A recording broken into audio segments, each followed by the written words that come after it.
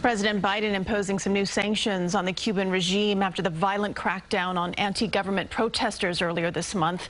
The move comes as some people in Florida launched a flotilla of private vessels toward Cuba this morning. CBS 2's Manuel Bojorquez has more now from Miami. A small group of boats with Cuban Americans on board left Miami Friday to show support for people in their homeland. Organizers say they plan to first stop in Key West for a safety check with the Coast Guard before arriving at a point in international waters outside Havana. There, they'll light fireworks and Chinese lanterns. Captain Adam Shammy with the U.S. Coast Guard says it's legal, but crossing into Cuban waters is not and can incur fines and prison time. There's also the weather. What might seem like it's pretty safe waters just a few miles from shore, when you're 50 miles from shore, can look very differently.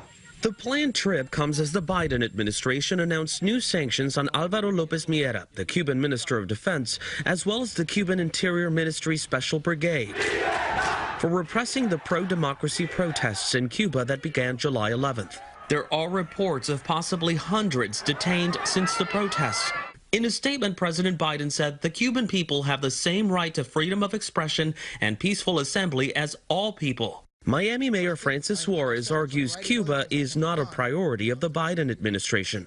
The Cuban people are defending themselves with rocks and sticks against guns and clubs. And so I've even called for things as dramatic as not taking off the table the possibility of some level of military intervention. Jorge Duani is the director of the Cuban Research Institute at Florida International University. He says the Biden administration is trying to find the middle ground between the more open policies of the Obama administration and former President Trump's swift reversal. Much of the calculus regarding what to do next with Cuba has to do with next year's midterm election here in Florida. And I'm sure that's part of the discussion within the White House. Duani also says the Biden administration's stated goal of restoring internet service to the island, which was cut off by the communist government after the uprisings, may be the best way to help protesters keep the momentum going. Manuel Bojorquez, CBS News, Miami.